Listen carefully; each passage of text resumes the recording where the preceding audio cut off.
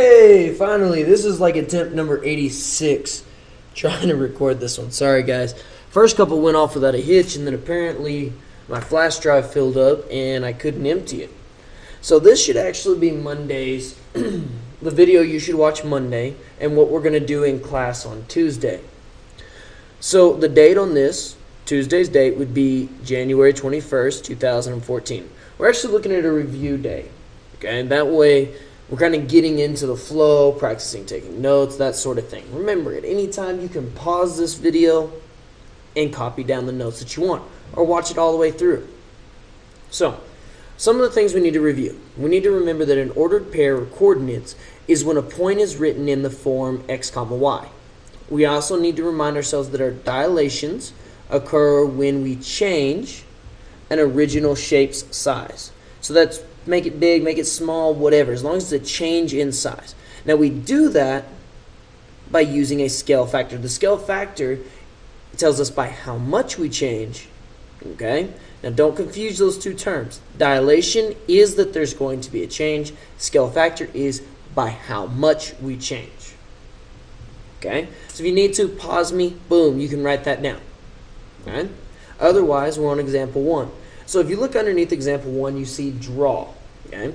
So we are going to draw what we see from the top of this image. Now, if you're thinking about it from the top, we're looking at all the white. What would it look like if we drew out just the white cubes, not the shaded? Okay?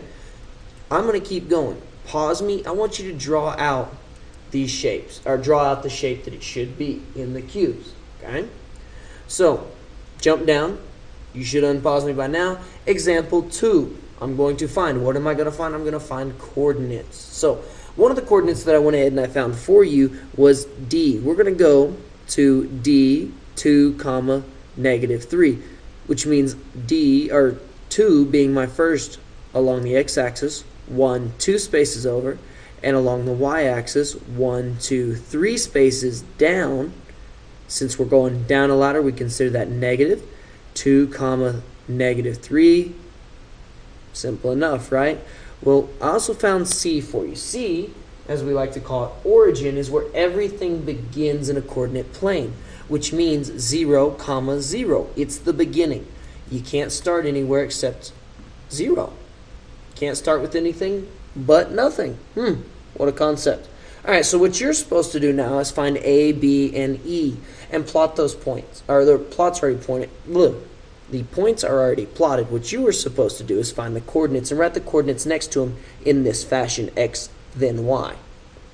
Okay? You can pause me or you can keep going, whatever you want to do. So example 3, we're looking to translate, which means to move this object. And I want to move this object 4 units right and 1 unit up. So I took this particular point, and I'm going to say, let's go over 1, 2, 3, 4. Okay, see how it's lined up? Now from this position here, I now have to jump up 1. Gives me my final position. Now what you need to do is continue drawing this triangle. Move the entire object. I moved 1 point. You still have a couple of points to go. I should have scooted that up. I apologize. Here's where I was getting my directions. Over 4, up 1. Simple enough? All right, guys. I'm going to flip it. This is going to be the last example, example number 4. Okay? This is a little bit more complicated. Example number 4 is we're going to find the scale. Okay? Our original shape is A, B, C, D. Our image, what we're changing to, is E, F, G, H. Okay? Now, before we can decide what the scale factor is, we have to make sure that these two images are similar. Similar means that they have corresponding sides, that they have a ratio. So that's how we're going to treat it. Remember, when we created ratios with pictures, we drew those lines to cut those pictures. Numbers on top stay on top. Numbers on bottom stay on bottom. So 3/4 is equal to 7.5 over 10. Well, we want to check that by doing our cross products. Now, our first cross product is 3 times 10. Our second, 4 times 7.5. Well, 3 times 10 is 30, and 4.75 is also 30. Now that we've checked out and we know that they're similar, here's what we do. We want to take the numbers that are easiest for us to use. Our original is always our denominator. our image is always our numerator. Now, if I'm going to use the bottom numbers, which are 10 and 4, this is the way I'm going to write it. If I'm going to use my side numbers, I'd actually have to write it with 7.5, my original, on bottom as my denominator, and 3 on top as my numerator. Now, if I change this, I would still get 0.4. Now, to double check it here, I said take 7.5 and multiply it by 0.4, and I should get 3 as my answer. You can do it the opposite way. Take 0.4 or 10 and multiply it by 0.4.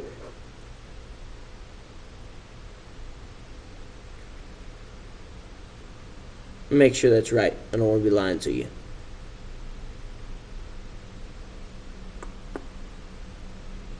Yep, should be right. So, when you multiply this number right here, you should wind up with this number here. You should wind up with the bottom image number. I had to think about which one you'd wind up with. So,